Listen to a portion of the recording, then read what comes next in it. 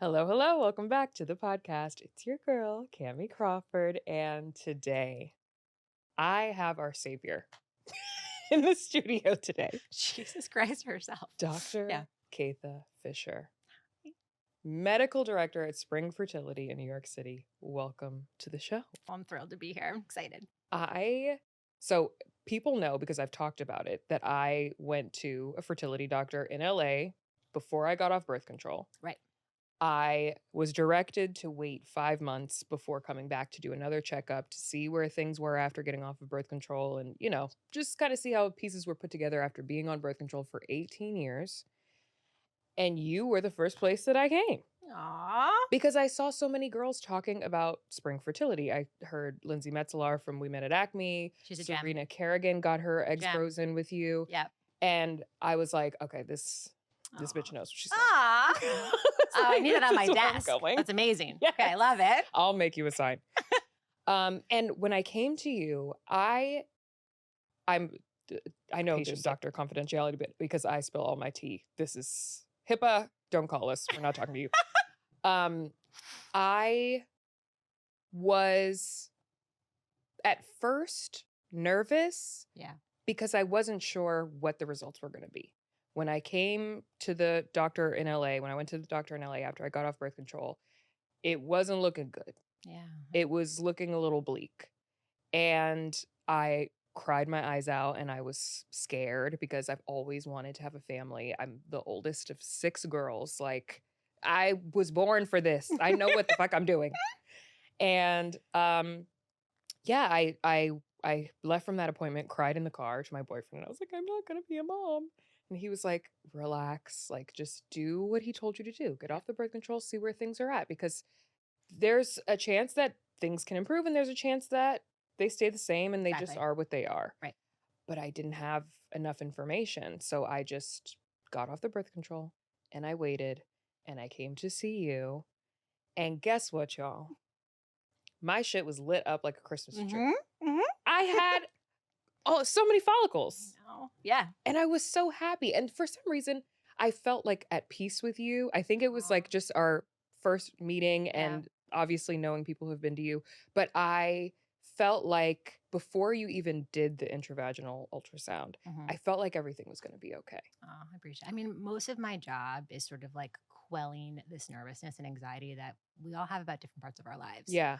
And I'm pretty good at picking up when someone walks in the room, like, what is the thing that they're most nervous about when they're talking to me? Yeah. And I knew for you, it was, what if this is real? Mm-hmm. How am I going to manage it? Does it change my timeline in my life? And to your point, it doesn't always like go the way it did for you. Yeah. Which is sometimes if the numbers look low on birth control, it's because they're low. Yeah. And I'm a big believer of like, the sooner you find stuff out, the better. Right. Truly, knowledge is power. And in fertility, time isn't your friend. Yeah. So you don't want to put your head in the sand. You want to like take it head on. Yeah. But most people appropriately are terrified of this. Yes. You can't change it. Right. And for most women who are really like proactive, strong, in control of like themselves, it sucks to hear there's this thing just innate to you that you had nothing to do with. Yeah. But it's really going to impact you.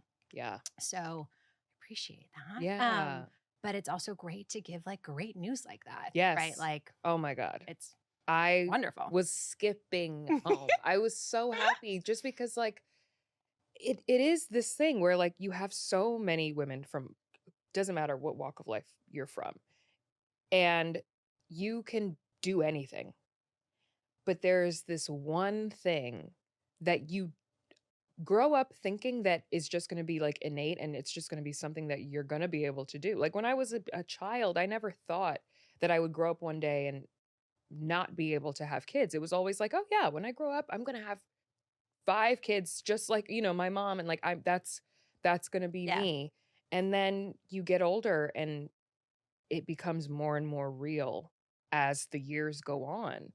And I remember when I turned 28, that was when I first was like, oh, okay. Like geriatric pregnancy is like what, 7 years away from, like, what is the year now? Is it 35? Like at 28, you were thinking about that? Well, yeah. Wow. Because I've wanted to be a mom my whole life. Like some of my girlfriends, like they weren't sure, but I've always I wanted to be just like my mom since 1992 when I was born. Oh my God. I love that. Yes, she's the best. I have said the most common thing I hear, though, is an ambivalence. So the most common thing I hear right now from women who are thinking about preservation in particular is this like uncertainty, but they don't want the option taken away from them. Yes. And so we're having conversations around that. The challenge is for me, and we talked about this too, is preservation. You're thinking about, okay, what do I need? What do we need to achieve your goals? Yeah. And then it's really like it's a numbers game then. And so if we don't have real goals, it's really hard for us to then say, okay, then we need to do X, Y, or Z. Right. And it's when people start talking about, I had to freeze so many eggs or so many embryos. I don't know what you need. Yeah. So I'm going to counsel you really conservatively. So I know that I'm not going to hurt you. Yeah. When you're 42 and you're like, hey, I thought about this and I really, really want to be a mom. Right. It's much more challenging. Right. Because that was our conversation after my appointment. Yeah. Well, around in the same conversation was like, okay, well, how many kids do you want? And okay, if you want the first one in 2 years, like, but then you want the second one in 4 years after that, then what? Because then that pushes the timeline back even further. And the older that you get, unfortunately for us, like it just the numbers go down. Yep. Absolutely. Totally true. And it's not like you have to know exactly what you want. Yeah. But some sense of it is going to help me and any other physician kind of gauge. When we're in our mid 30s, things change quickly. And so something that might be easy at 34 can be hard at 36. Yeah.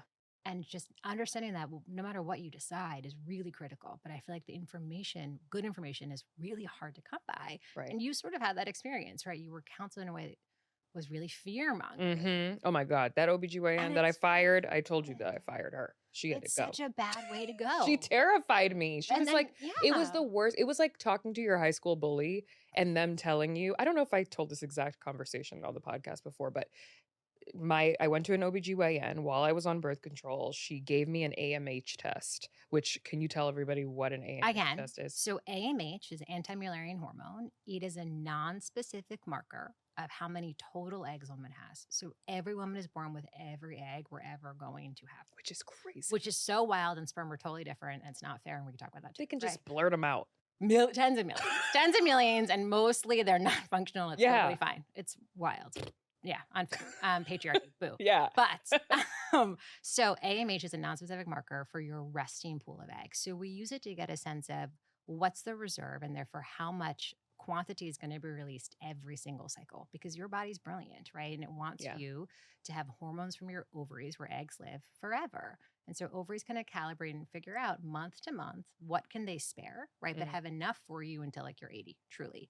So AMH is a marker of that. And ultrasound is much more illustrative for like in the moment what's happening. AMH is like a bigger picture, like in general. Yeah. Birth control pills can impact both the numbers we see on scan and the AMH. But typically, and that's why your story is kind of unique, honestly, it's not going to move you out of a category. So for average, AMH might be lower end of average, but still going to be average. It's pretty rare to have a really low AMH picked up, but then months later, it really jumps up. Yeah. It can happen. Yeah. But it's all of these things are kind of anecdotal. So I would say for everyone, just like check with yourself, get good information for you.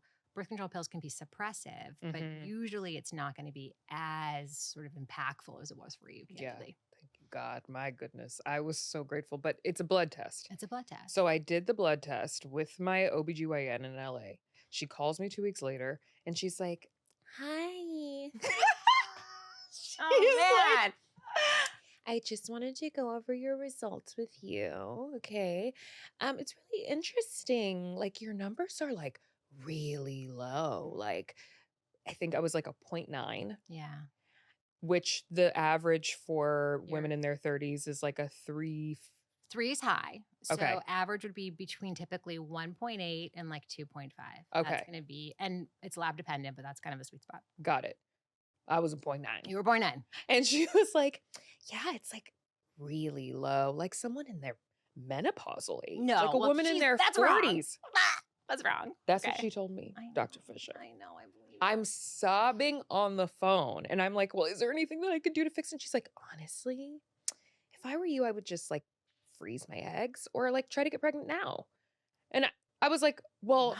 I don't think I'm ready like to get pregnant right now. And she was like, well, honestly, you know, if it makes you feel better, when I was your age, my numbers were way lower and I froze my eggs and I'm so happy about it now. And I was like, okay. And like, you have like healthy kids now and like everything's good. And she was like, oh no, I don't have kids. me. God. Dude. I was like, why am I on the phone with you? You have the worst bedside manner. Yeah. Also, like, respectfully, I can understand if maybe children are not something that she wants. You're talking to somebody who this is what they've wanted their whole lives. Like, I need you to handle me with some TLC. She did not. I fired her. It's the second OBGYN in LA that I fired, by the way. The first one refused to give me my birth control prescription. Oh my God. For no reason. I mean, this is what doctors get a bad rap. It's so hard because there's so much about that interaction that's wrong, honestly. First, as a physician, you never necessarily want to use yourself as an example because you don't know where your patient's coming from. Mm-hmm. So this idea that you're trying to identify with someone in that capacity for you, perfect example. Yeah. Like hit wrong, yes. right? You were like, wait, what do you mean? I was sobbing. Yes, it's not encouraging and you never really know. So typically, honestly, medical school, you're trained to not do that. But also, any test that a doctor runs, you have to like forecast what the impact of that result is going to be. So I find a lot of people get AMHs checked kind of willy-nilly without a real conversation about what if, and then what are we going to do? And I try to run no test that I'm not going to action on. Even like in the world of fertility, I'm like, yes, we can do this, but what if it's bad? What are we going to do next, right? What do you guys want to do? Yeah. So all wrong. And an AMH really shouldn't be done in isolation. You should have an AMH and an ultrasound together to say, like, this is what we're seeing. Because it might have been your AMH was 0.9, but your ovaries were still bumping. She did not look. Right. So, and it maybe would have made you never feel better. Took a peek. And to then say you should just get pregnant. It's like discounting everything that I stand for, which is a lot of this is about what's your timeline. Yeah. How can I try? And admittedly, it's hard, but give you everything you want, right? How do I freeze biology, recognizing that like I really can't, but I can try to say we will freeze eggs, freeze embryos. So if you want to use them in a couple of years, we're going to be okay. Yeah. Right. But then to say to somebody, just do things sooner. Yeah. She's like, terrifying. I would just like hurry up or get pregnant. I was like, what are you talking about? What does that even mean? And how? Like, you're telling me that my numbers are so low. I didn't understand at the time. I ended up calling, my manager and friend who got her eggs frozen. And I texted her and I was like, I'm sobbing. I'm never going to be a mom. Well, and she called me and she was like, I need you to get it together. Very we only very manager like that. Like, I need you to get it together. Stop crying. You went to an OBGYN. You didn't go to a fertility specialist. Yep. I did not realize that they are not the same. It's a different. Oh, fair. Okay. It's a different, totally different job. A different like study. Yeah. And so that was when I then went to the fertility doctor in LA. He did give me an ultrasound. He could barely find my ovaries because he said that they were very suppressed. And I was like, oh my God. Like, I know I think I had gotten my ovaries checked before in the past and they were definitely there. Cause then I was like, oh my God, was I not born with ovaries? Like, your brain just starts like going in all these different directions. And he just told me, just get off the birth control. He didn't fearmonger me. He was like, get off the birth control, wait 5 months, come back to me. 5 months, 6 months went by. I think I came to you when I was like 7 months out. Yeah. And now it's crazy. It's almost been a year of me being off birth control. I feel great, by the way. Do you feel different? Definitely. Interesting. I feel less inflamed. I will say getting off birth control, I didn't feel this like amazing feeling that everybody said. I was very exhausted and like I've talked about it on here before, but I think TikTok just says that. My pages in the office really don't say that. Yeah. But it was, but I loved being on birth control too. Yeah. Like I am an advocate. Of course. I'm here for it. Even though I was scared out of my mind about this thing that I couldn't control, I'm still an advocate for birth control. And I still believe that it's one of the greatest inventions that we have. But now I'm in a different phase of my life where children are a very near reality for me. Not that near. I'm like, we're going to talk later. Isn't that near? It's like, 2 years. I'm trying to get married first, but no pressure. Yeah, right. Exactly. But there are, you were able to answer so many of my questions when we had our appointment, and our listeners have so many questions. Okay, I'm ready. Good ones. Okay. I usually don't write down questions, but I had to write these down because they wrote them in. Somebody, okay, yeah, they wrote them in. The first thing we should say, because I think it's important, is that your AMH has nothing to do with your fertility. AMH is a marker of quantity, right? How many eggs each month is your body putting forward? And we all understand that whatever that release is, that cohort, every cycle your body chooses one. So whether it's putting 10 or 50, naturally one is chosen. So whether your numbers are low or high, irrelevant to spontaneous conception. For fertility treatments, super critical Mm-hmm. because I can't grow what the body doesn't have. So Right. AMH matters to me because it's about forecasting. But for people that are just checking to get pregnant on their own, most important is your cycles are regular. Got it. And how birth control pills are hard is because they can mask that. Right. You don't know what's up with your cycles because cycles on birth control are pretend. Yeah. No one gets that either. I didn't know that. I thought I was getting my period every single month. I was mean, like, what do you mean I'm not ovulating? I'm bleeding. How do you think, what was your sense of how birth control was working? Like when you're taking this medication, what do you think it was doing? I had my period 4 times a year. I could go on vacation whenever I wanted. I didn't have to worry about having a period. I could have sex without getting pregnant, and I could live my life. Yeah. That's all I thought about. And I didn't have debilitating cramps that I had lived with for, when I got my period at 13, my cramps were so bad that they were taking me out. Yeah. And I needed relief, and I found it with the birth control. But I really didn't, my mind wasn't, even though I had always knew in my heart that I wanted to be a mom one day, I wasn't thinking about it like in that moment. And I didn't think that it would have any like effect on me. And there is no exact link to infertility and birth control at all, which is a misconception. No, there really isn't. But it's more that birth control pills, because they're so ubiquitous, actually, I feel like people aren't appropriately counseled all the time when they start them. Yeah. When you're starting other medications, antidepressants, stimulants, right, anything, you have a whole conversation around sort of risks of this, side effects of this. Birth control pills, people don't know how they work. Yeah. And really what you're ingesting are hormones that are usually like the same amount every single day. So you're stopping the cycles, which is like a menstrual cycle. You're stopping the cycles of hormones. So every day your system is truly Groundhog Day. Mm-hmm. So what happens when you stop the pills or like have like a washout, your body is now going to resume things, which typically when you stop birth control pills, within 2 months, you should get your periods back. So if you don't, it's important to forecast your GYN or OB or fertility doctor, hey, things aren't really happening yet. What do you think is going on? And have an evaluation. So birth control pills just stop us from figuring out that something is amiss. Right. And because of that, it gets conflated with, hey, they're the cause of my struggle because we just didn't understand that there was an issue before. Yeah. But I also love birth control, right? Yeah. But for the right population, right person, and counseling is so important. And I think few doctors these days have the time, candidly, to really go through all of this. And I spend so much of my time talking about contraception, so much of my time talking about contraception. Yeah. It's critical. And my fear always to say to a woman, hey, stop for 5 months, is what if you have an unintended pregnancy? Because you forget that you're not contracepted. I didn't forget. Because you're right, but that's like my number one. And I pick up pregnancies all the time. And that for me, I'm very cautious who I say to like wash out pills too. Yeah. Because you're typically not always coming to me because you want to be pregnant. Right. And I did I didn't forget, but I did have this like, well, if I only have a 0.9, what are the chances, I know. But then my AMH high. Yeah, very high, by the way. Guys, and also my AMH now is like a 3.2, I think. I was beaming, so happy. But also now I'm also like every month when my period comes, I'm like, yes. I mean, your periods are regular. Yeah, which exactly. Is great. They're regular. And that's I'm the key to fertility. Not trying to be pregnant tonight. So, anyway. Okay. Ready. The number one question, which I'm sure you get all the time. Okay. How much does egg freezing cost? Oh, that's not there, great. Honestly, it's super regional. So in New York and probably LA, it's around $10,000 for like the cycle, meaning the scans, the blood work, the retrieval, that stuff. Medications are typically always a couple thousand more dollars. That's really where it hurts. So they can be like $3,000 to $5,000 for medications.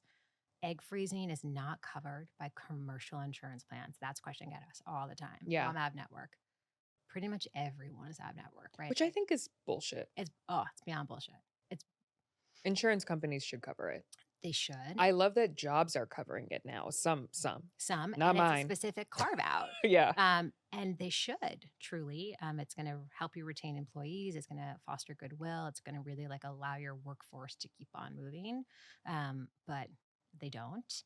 But most commercial insurers don't cover it. So you're usually out of pocket. Spring, one of the reasons I love working at Spring, and also I lateraled to Spring or moved, was we have a payment plan. So I don't ever want a woman to say to me, I really want to do this, but I can't. It's not that it's cheap.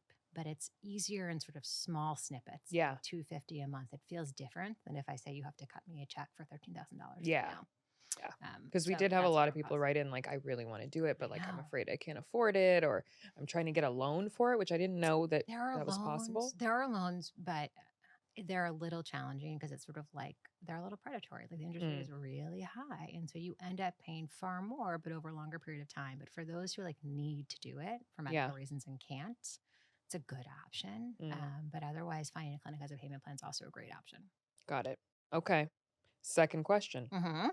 How much is the rent? Great question. Also regional.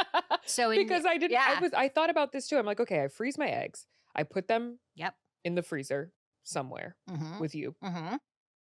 Do I get to visit them? Like, how do I know that they're there? How do I know they don't get mixed up with somebody else's? Would you like, I mean, because this is like, we talk about this, like, do you put like a camera in the storage room so you can like think peek I would on your want to eggs? see them. I would want to know like what are my kids doing? So interesting. Okay. So I'm like, it's very interesting. I have questions for you. So rent storage in general is about $1,000 a year on the coasts. Okay. Right. Probably central, like Midwest, probably a little bit less, but right around there. The storage fee is the same, whether you're freezing one egg, one embryo, or 50, right? Got It's it. the same little apartment. Important to also ask where things are stored, right? So at Spring, New York, they're stored in our office, like in our facility. They're never off-sited. Okay. Why that's important is someone is looking at your material every single day. Alarms go off, someone is right there, right? And so we know, and we have a little bit of quality control. A lot of places will offload storage because it's a huge liability, candidly. But then you don't know where your stuff is. Yeah. And that can be really terrifying when disasters happen. And disasters happen. That has happened. Someone that I know it happened to. This is what I'm saying. It's really, I have a lot of people who are in LA right now, unfortunately, and it's terrifying. Yeah. And they have questions, and I don't know anything about it. So I'm like, you have to ask your doctor.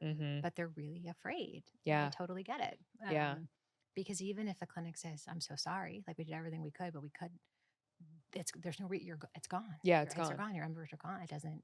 Ugh, And that I would mean, kill like me. I lose people. Everyone does. That's terrifying. Even if I make it right, I can't make it right. Yeah. Right? I know someone who she just thankfully had her first baby, but she went through the first round and they lost all of her eggs. And she was devastated. I mean, and really, truly, that doesn't happen often. Yeah. But, I mean, people ask me a lot, is this possible? And my answer is always, of course it is, right? Everything terrible you could think about can happen. But we all have to kind of have risk tolerance levels about this stuff. Yeah. But it would be unfair to ever say like, oh my God, could never. Yeah. Anything awful can happen. Yeah. It just doesn't happen frequently. That's why I need a Ring camera on my eggs. I need to be able to see them. Would you ever want to keep them at home? So there's like devices that they're trying to market to like have them in your house. And I was like, how do you maintain quality of that? My eggs would be next to pints of Van Leeuwen ice cream. Van Leeuwen would be your choice. I would be Jenny's, but that's okay. We can still be friends. I don't know if that's kind of a sweet way to grow up. Buy Van Leeuwen ice cream. If Jenny's wants to sponsor me, I would take a Jenny's ice cream sponsorship. I have no sponsors. It sounds great. That and birth control. That would be hilarious. I don't know if I want them in my house. I think that's a little too much. But, right? That's what I think. I think next to like my ice roller and my ice cream and then my babies. What if your house loses power? It's too much. Yeah. It's too scary. Too much. I think that's a bad too idea. much. I think it's a bad idea. Bad product. No, I'll keep them in Spring.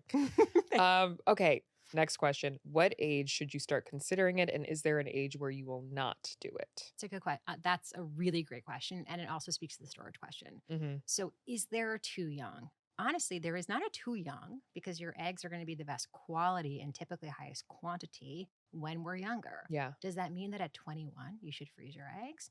Not necessarily, because then for sure, you're going to have a certain number of years of storage. And so that's going to be additive to your total cost.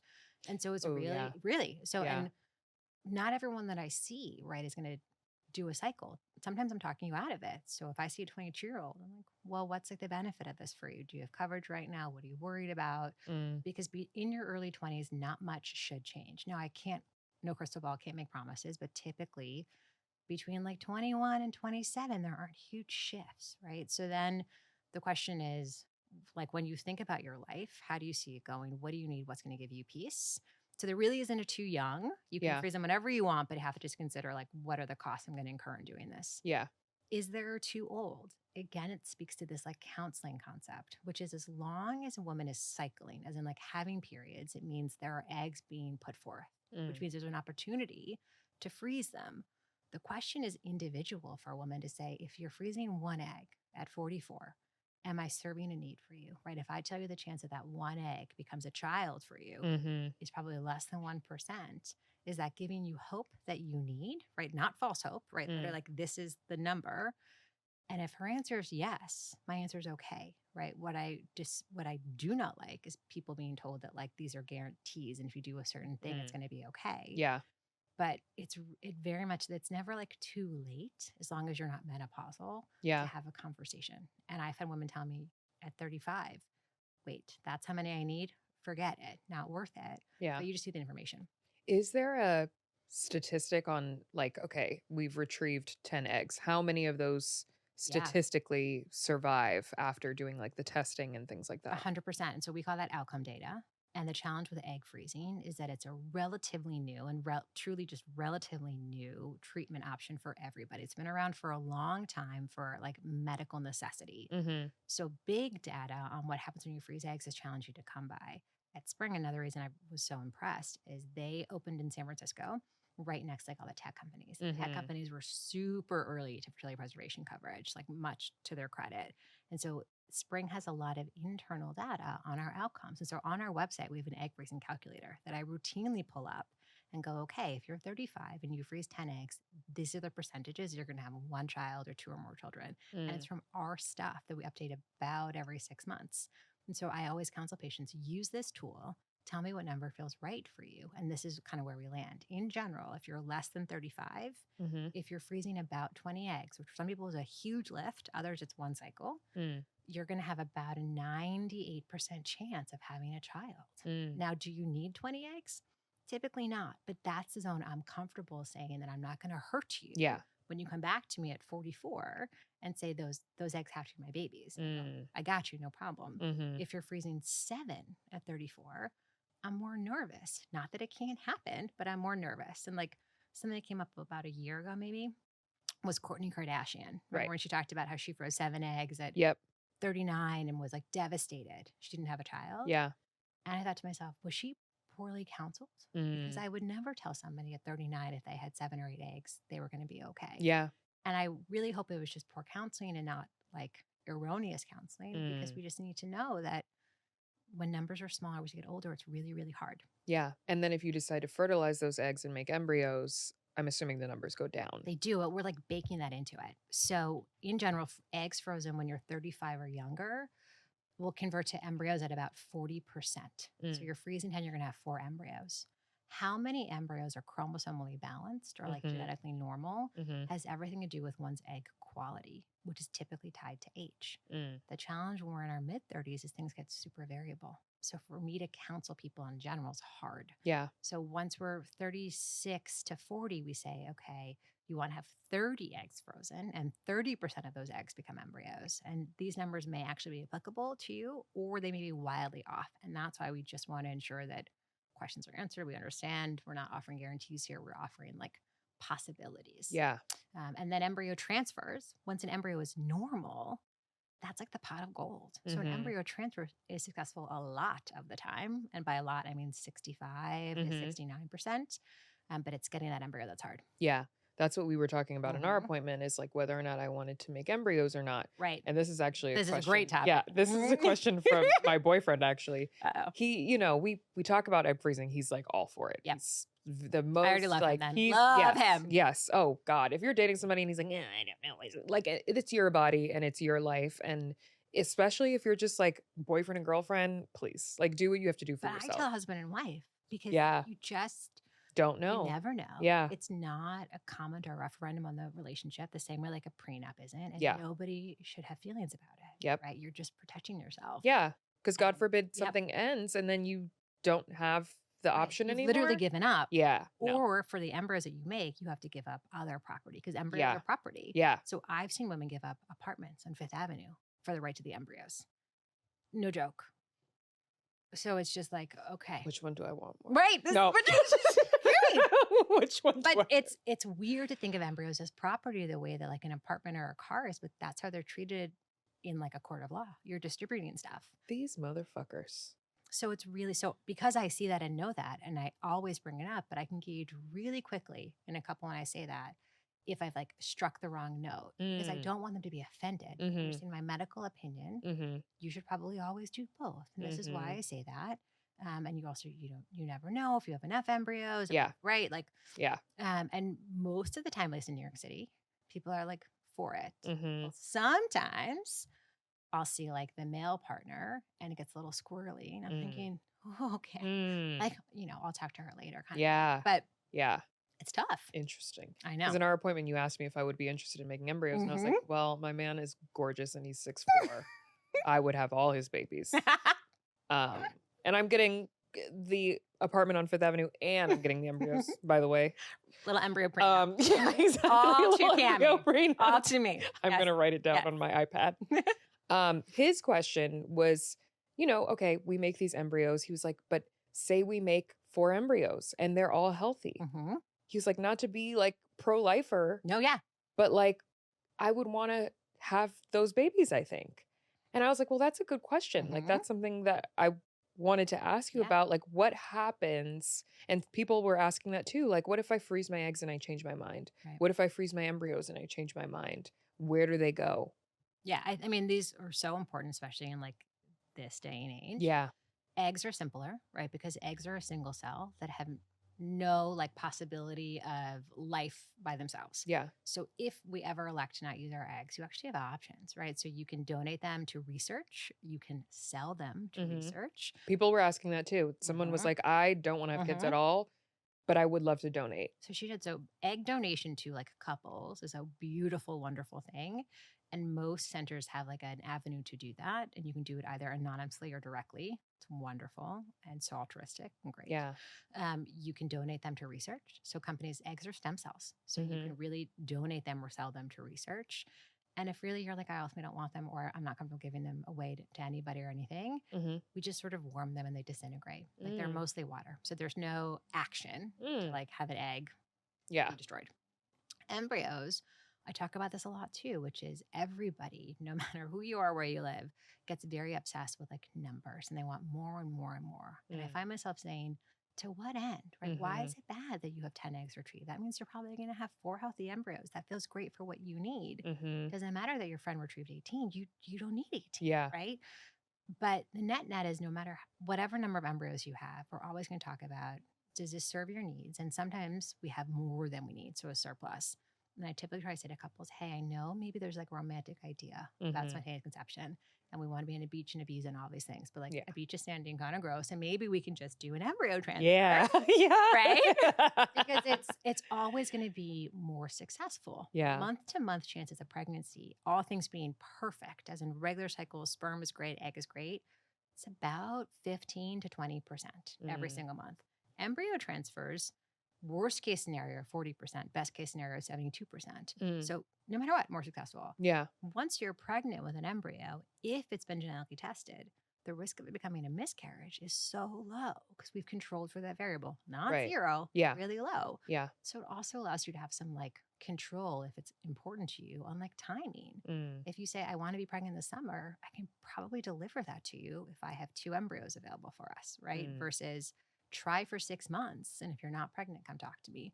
Some of us like that, like in medicine, that timing doesn't work. I have to be pregnant at certain intervals, right? Yeah. For me to like have a career in life. Yeah. So if you have extra embryos and we have them for whatever reason, same thing. You can donate them to a couple anonymously. So there's like embryo donation. You can donate them to research. We're always desperate to understand more about like embryo biology and things like that. And you can warm them and discard them. And same process. When they're warm, they're just cells, they disintegrate. Yeah. Or you can keep them in storage indefinitely, which is a common question I get asked right now is like, is there a world where the government says that I have to use my embryos? And I hope to God we are not a handmaid's tale. And that answer is no. And I think it's no. Yeah. Because how? But I wonder if there's a world where the government says you can't discard them though, right? So even if you're not going to use them, they have to hang around. And that's just going to be really expensive for everybody. So there may be like a side hustle industry of like low cost storage to just keep embryos indefinitely for a penny a year. Yeah. Call it a day. Yeah. We'll see. That was going to be one of my questions too, because with this, We don't know. I'm by the time this comes out, there's going to be a change in leadership. I'm not nervous. I'm just anxious for answers so then we can action appropriately, right? I just want to understand where this is all going to land. Yeah. So then we can figure out how do we appropriately counsel, plan, and like move on. But we don't think there's going to be a world where they're like, I mean, anything's possible, but where they're like, no IVF. No, I truly don't think that. But I think there's a world where we go back to like olden days of IVF, like in Europe, where you can only fertilize X number of eggs at a time because of this fear of making surplus. But how all fertility treatments work and why numbers for my job matter is surplus. So if I can grow 12 eggs in a cycle, why IVF is so powerful is that's the equivalent of 1 year's worth of trying. You release one egg a month, right? So that's why IVF is successful. That's why insurance companies are happy to pay for it because it's usually not paying for a ton of cycles. Yeah. Most insurances cap the number of cycles they'll pay for that very reason, right? They're assuming it's going to be functional and working. Right. So if we change that, I don't know how it's going to be free for everybody, but I'm here for it. Yeah. Okay. And I also don't know how it's going to change risks to it. I'm assuming you only want 2 cycles, right? But if now the approach is different, it's more than that. It's a game changer. We've talked about it. Yeah. So there's a world where you can fertilize, just like, say you want to do just 2 at a time. Yeah. That's what a lot of European companies do. Got it. Countries. But right. But if you do that, your cost is going to go up. Precisely. Yeah. Absolutely. But when we think about fertility preservation and sometimes even infertility, if let's say we're growing 30 follicles, but a couple says to me, but I want 1 kid. I'm typically not saying we should fertilize 30 eggs. I'm saying let's fertilize 15 then, and let's freeze 15 eggs. So you can do what's called like a split cycle. So you don't have to fertilize every egg that we retrieve. Got it. Anyway. And sometimes if the reserve is robust enough, we do that routinely. I say, you don't need 2 cycles. Yeah. 2 eggs and embryos in 1 cycle. We're good. I think some people too think that when you do the retrieval that you're taking out all of the eggs. They totally do. They think that all the time. Yeah. This is because it's like shocking to us how inefficient reproduction is. Yeah. Right. So the ovaries are endocrine glands, which just means they're making hormones. And for women, they're hormones that are critical for your bones, your brain, your heart. So they're making estrogen, they're making testosterone, they're making really, really critical things. They happen to be the keepers of the eggs, but truly ovaries care less about a pregnancy. Right? Your brain is obsessed with pregnancy. Thinks you're only here for procreation. Yeah. On and on and on and on. Yeah. So they're constantly, the brain's poking the ovaries all the time. What's up? What's up? And ovaries are going to be brilliant and kind of calibrate and figure out, okay, here, brain, take these 10. But Kamie still has 10,000 left, right? For her forever. Yeah. But there's always a surplus released. The ovaries don't release 1 egg at a time. They release a bunch. And whether that bunch is 5 or 20, variable, but it's more than. Then the brain chooses 1. And then all the other ones get thrown away. Your body reabsorbs them. So what I do with my treatments is I just rescue those guys that are earmarked for destruction. So don't throw them away. Yeah. I want them. Yeah. But what I cannot do is make the body release more, number 1. Even though they exist, I cannot make the body supercharged in any cycle. And I can't stop like the change in quality and quantity that changes over time. And I wish I could. But people always think I'm going to like hurt their future fertility. I'm not, right? I only have a job because the body is really bad at this. The next thing people think is like, okay, that 1 egg that's chosen, isn't that like the golden egg? Isn't there a purpose there? No, it's totally random. Yeah. All of the eggs before they're ovulated are frozen at the exact same potential. So none of them are normal or abnormal. What happens upon ovulation is the egg has to make space for sperm. So it consolidates all of its DNA and should throw half of it away. And that's like an egg that's mature that we freeze or fertilize. That's the one I saw in my ultrasound. It was so big. It was like, that was your follicle. That was your chosen lady. Right. she hadn't been activated yet. So then your body ovulates and the follicle is going to throw the egg out. And in that process, the egg is going to do its like little data dump. So when we freeze eggs, all I know is eggs have completed that task. I can see the thrown away DNA. What I can't tell anybody is did it throw away too much or too little? But the energy it takes an egg to do those mechanisms, to consolidate and like throw some away, that's the measure of the egg's quality. That takes a lot of energy. So as eggs age, they're going to kind of lose charge, like little batteries. Imperfect analogy, but like pretty good for this. Yeah. And there's really like very little we can do to change that. And I feel like a lot of women try to martyr themselves for like egg quality. We're gluten-free, we're dairy-free, we're on and on. Ultimately, it's just age and time, unfortunately. I wish there was a way to like pause the clock. You're so good at describing these things. I'm like, I do can it a see lot, a whole Kamie. like visual. I'm like, you're like Mrs. Frizzle, Magic School Oh Bus. my God, I love Miss Frizzle so much. I can like I see really, it all. really It's, like, appreciate that comparison. And I love a redhead. it's- Okay. Oh, I love a redhead. I love a redhead. My So- husband knows that. I love you too, but I love love a that. redhead. So the medication that you take before getting your eggs frozen, that helps the eggs to be able to do what? So that medication is a synthetic version of the natural hormone, but the brain is limiting the natural hormone because again, it wants all these opportunities, but it's going to choose one. It's going to choose one because it knows if you get pregnant with 15 pregnancies, you're going to die and the brain is going to die. It's all going to be for naught. So it asks for these choices, but that is just going to select one. What we do is say, instead of the brain kind of micromanaging us, I'm going to give excess. So whatever's put forward has the opportunity to grow. And so it's called FSH or follicle stimulating hormone. If the brain is releasing 10 of FSH to grow 1, I'm going to give 100 to grow 10. And that's kind of how the math works, right? We go, how many eggs are we trying to grow? What's the height? What's the weight? What do we need? Yeah. Right? And that's it. And then typically about 80% of the follicles that are present are going to respond. But one of my other jobs that's really important is expectation setting, right? Not everyone is the same. So if you go and you think, okay, I started with 20, and as we go, we're losing a bunch. At the end of the process, we have like 8. Yeah. And I know that. I can see that. But you don't know that. That sucks. That moment of like the egg retrieval when you wake up, that is crestfallen. I hate that face, right?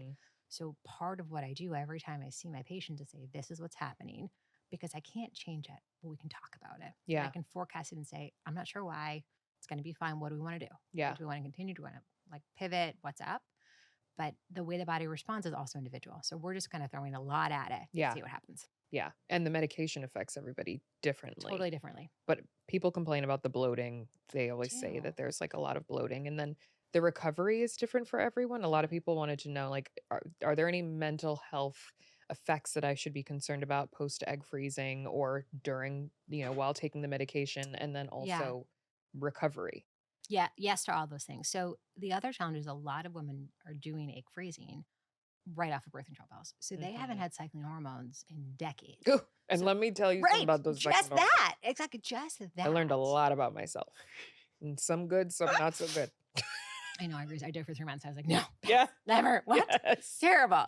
But if you forget what that's like, Mhm. then being in the moment and then having something be really like anxiety provoking, because no matter how we approach fertility treatments, stressful, right? Like you, one, want to achieve, 2, you feel totally out of control. And sometimes you feel like lost, right? So the hormones themselves impact people differently. If you are non on contraception, what I find anecdotally, no evidence, guys, is you weather it a little bit better because you're kind of used to estrogen going up and estrogen falling. And so you're prepared, like you're really moody or under period. You're ready for it. My luteal phase My is euphemism. wow. Because progesterone is the bad actor hormone. So progesterone is a hormone that elevates after ovulation. It's literally pro-gestation.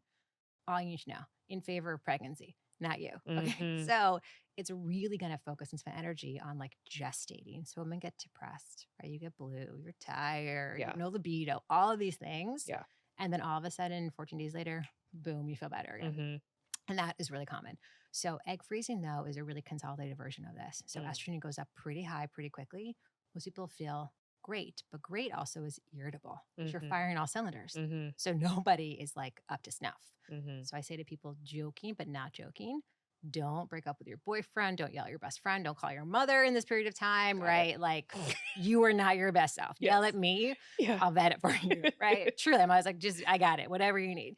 And then as soon as egg retrieval happens, the hormones shift fast because I'm removing a lot of like the source of those hormones.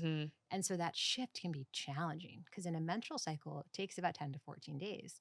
post retrieval, it's like 48 hours. And so Mm. that is an acute, tough period where most people feel physically uncomfortable, not sick, but physically uncomfortable, and then can get really blue. So I try again to always sort of say, hey, it's okay. You're going to come through this. Doesn't apply to everybody, but I've definitely had some patients who are like, yeah, I didn't want to get up for 2 or 3 days. It scared me. It's okay, right? Yeah. And sometimes it's also a really good indicator of how pregnancy is going to impact you. This is like dipping your toe in it. So if like some women are like, I love being pregnant, Yeah. they typically really feel great during their fertility preservation journey or infertility treatments. Oh, They're like, fuck. I love it. And I'm if you're nervous. like, yeah. Or people get really nauseous. Like it kind of mirrors it. Oh God. So I think it's in general, though, most people are pretty okay if expectations are set appropriately. Like if we go into this thinking, it's like getting a manicure, it's no big deal, everyone can do it. It's wrong, right? It is something. You're going to feel something. And typically you're tired. And that's because your body is burning more calories to grow these extra follicles. And very few of us have the luxury to sleep more or eat more in this really short period of time. Yeah. So you just notice it. And then you do feel it's not so much bloating. Bloating, honestly, is like this really distinct crampy gas pain of like too much cauliflower. I mean, I'm used to that. I have crampy gas pain every day. I feel like when I say these things, people are like, what? And I said, no, it feels like too much pasta pizza. And they're like, I don't eat that. I'm like, oh, okay. Well, can't relate to me. I don't know what to think about that. We're not simpatico. Yeah. But it's fine. But that's what it feels like. It feels like you've had too much like really heavy carbohydrates. And it just doesn't go away. And like we're used to like, eating well the next day. And right. But this just sits and it kind of ticks up. And so it's irritating. It's not painful, but it's real annoying. And then afterwards, it takes like somewhere between quickly 3, more realistically 7 days to really feel back to you. And it's the after that you're most impacted by, not the during. During like taking the shots, coming to the office, you're typically young, healthy, you're going to adjust. Yeah. Right? After the egg retrieval, body really quickly is shifting things around. Those are the days to give yourself grace. And people never anticipate that. It's the 2 days after. So maybe get it done on Thursday. Or Friday. Or yes. If we could do it that way, we'd do it that way. Yeah. Yes. So you can have the weekend to just or this long relax. weekend. Everyone, I'm like, this is so great. It's a long weekend. Yeah. Okay. Yeah. I have like 2 quick fire ones. Okay. Makes me nervous. I think I already know the answer to this. I'm ready. But someone asked, can I start the process of egg freezing if I've never been sexually active? Yes, but full disclosure, at least for the egg retrieval, you're going to have a transvaginal ultrasound. So typically my patients that are virginal wake up feeling really sore. But yes, absolutely. Got it. Okay. Any opinions on freezing your eggs in another country? I know someone who did it in Turkey after years of trying egg freezing and IVF in America. It didn't work for her. Yeah. She went to Turkey. Boom. She got pregnant with twins. Worked? Oh, twins. Yeah, I'm it worked. Nervous. Yeah. Oh my gosh, twins. Yeah. I think it's so unfortunate that the cost in America would be so prohibitive that we do like medical tourism. Yeah. Just because I really believe that the laws in America are so protective when it comes to rights of tissue and also that would be information for my patients, concern. is like how much they have to tell you. Right. Do I think that like physicians in Turkey aren't qualified? 100% no. Right. It's just how do you get the tissue back here? There are different rules about like infectious disease testing. It would just be a hard experience, but I think it would be way less expensive. And so if that's something one is considering, still always good to talk to like a physician in the States and kind of vet that out. There are some countries that I would say, no, right? That is scary. Surrogacy is really big internationally, right? One of the biggest countries for surrogacy was Ukraine. This got very scary, right? As many things during the war. Yeah. And it just like really proves the point that if it's so far away, it's really hard to feel like you have like control or insight into things. So like freezing, same thing. You're away from your family, your loved ones. Yeah. You don't know. And also not to be a total patriot homer, but America is the best for fertility services. Especially Spring Fertility. Just in case you're that too. But no. Yeah. No, that's a really good point. I hadn't actually thought about that. But that's a very good point. Thanks. Wow. I think I got through everything. That makes you so excited. I mean, I have outside questions for you about removing my uterus after I finish having kids. But then I hear that it's going to. Or why? I don't want to have a period anymore. and I don't have cramps anymore. I'm also on my period right now, so I'm feeling very, very vulnerable. Well, this is where, and like, not to like bring all celebrities, but this is where like Lena Dunham, it's interesting. There are women don't talk about like their periods enough or pain or things like that. And so we have no set point for what's like normal and average. I'm over it. But I also don't want to be kicked into premenopause and then be like sweating. I'm already sweaty.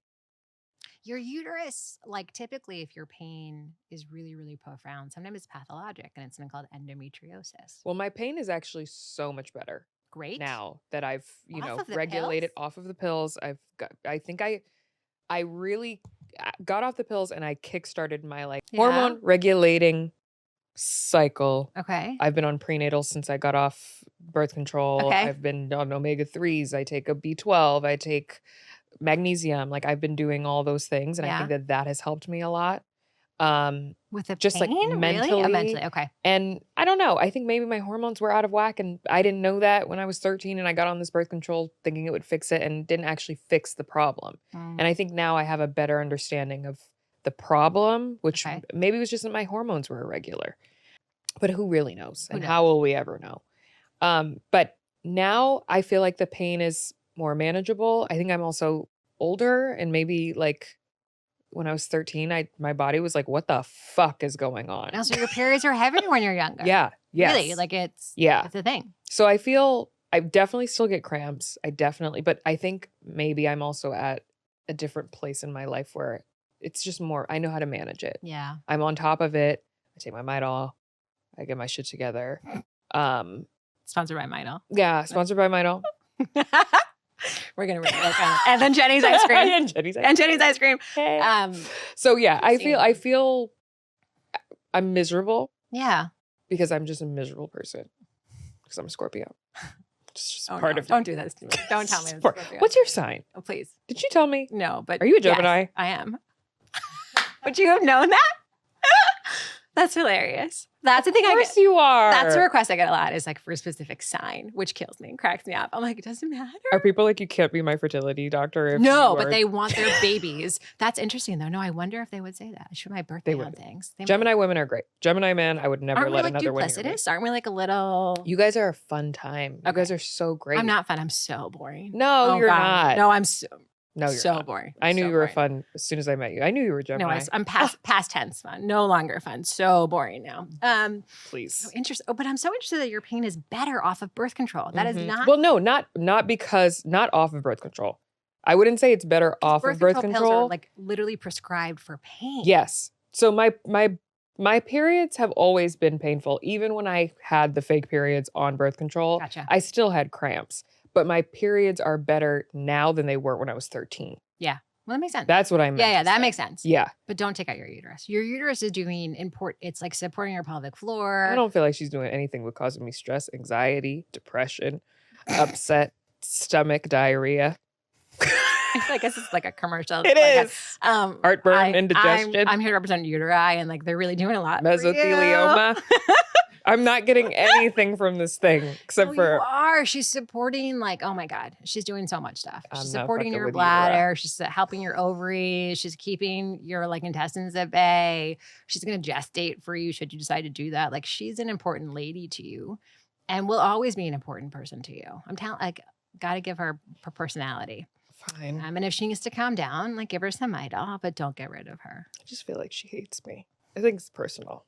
I don't know. I mean, have you hurt her? Like, what have we done to your poor uterus? Like, let's get into it. I stopped using tampons and I'm just using pads now to calm her down. I already came out. I was like, what? I don't do tampons anymore, guys. I'm strictly pads. What? Strictly pads. I'm not, unless it's a special occasion. It's like diapers, not sponsored. Hashtag not sponsored by pads. Because always Flex Foam pads. What's a Flex Foam? They're not sponsored. I'm like, what does that mean? Always Flex Foam. They're so thin and they're super absorbent. Everyone, anytime I talk about them, I get 10 DMs like, they have chemicals. Listen, okay, Linda. That's what I thought you were going to say about. I don't care. Everything has chemicals. Everything has chemicals. I don't care about the chemicals. They've already taken the red dye 3 away, and now I can't have a Shirley Temple. I'm gonna have my fucking pads. Oh, there's gonna be a run of maraschino cherries. I have a lot of things going on right now, so forgive me. Yeah, I mean, Yeah. Okay. So flex foam pads. Okay, we're gonna stock Spring I only Fertility do flex pads. foam pads. I do tampons of a special occasion. What does that mean? What does special occasion mean? If I have to wear a thong. Oh. Which I wear every day. I was gonna say what I was like, are we wearing But during my full back period, I am underwear? doing full cheeks covered. Interesting. Nothing revealed. Interesting. It's locked down. Okay. My boyfriend can't even come by and grab my ass. I will literally punch him in the face. It's not a good time to be around me. I mean, but doesn't that suck? It's a lot of days in a month. It's too many days. That's the problem with periods. That's the problem with periods. That's the problem that I have with my uterus. I just think she needs to like one day wrap it up, let me know I'm not pregnant, and move the fuck on. Okay, but you have a lot of time between now and that situation. Yeah. You want to have like 4 babies. So yeah. A lot to do between now and then. Yeah. But that's okay. So but she's going to stick around. She's stick around for right now. All right. Well, that was my main question. That's the whole reason why I invited you here. I need not remove your uterus, especially if you're not done using her. Like, Dr. Fischer, thank you so much. Can you tell everyone where they can find you and if they want to come to Spring, if they're in New York? Yes. This is where I'm always bad at this. Yes. Okay. You can find me at Spring Fertility in New York. And we also have offices in California and Portland, Oregon. And if you want to follow me on Instagram, but you don't have to because I don't really go on it at all, it's Catha Fischer MD. Okay, but I'm going to work on it, guys. I'm going to really work on it. Well, Spring Fertility also has They have such a good one. Yes. That's such a good and they update it. And they have resources. They have like blogs that they write. We have newsletters we put out. We offer lots of information sessions that are fantastic. Lots of good info from Spring Fertility that I think is better than TikTok and Reddit and Facebook. Yes. Yes. And I mean, I don't know if I'll probably document my journey on here because I'm. Will you? So I was talking about this so this is interesting to me. Mm-hmm. Will you document it prospectively? Like take everybody with you, which means all of the curveballs? Ooh. Or will you do it? I know. I don't know if I'm ready for all that. It's really interesting. It's really. I don't know if I'm ready. It's interesting because I think what people always assume because of what we present is it's like step 1 to 2 to 3, easy peasy. We don't really talk about like the invariable like weeds there. Yeah. That it's usually it always ends up being okay, but it's not perfect or seamless. But it's really hard to put that out there because it's very vulnerable. Yeah. What if? Yeah. And that's not okay. Like I'm coming to them now with the, results of my AMH and all that because I have already figured it out. And now we're at the good part of the story. Did you talk about it before? Like when you I talked about when I was getting off birth control, I talked about getting off of it and what that process was like. And then I haven't really talked about like my personal fertility journey until right now. That's so interesting because it probably was like a source of like fear. You don't want to be out there with that. I am a Scorpio and I keep everything. I don't know what that means, but that's like I have to keep it close to the chest.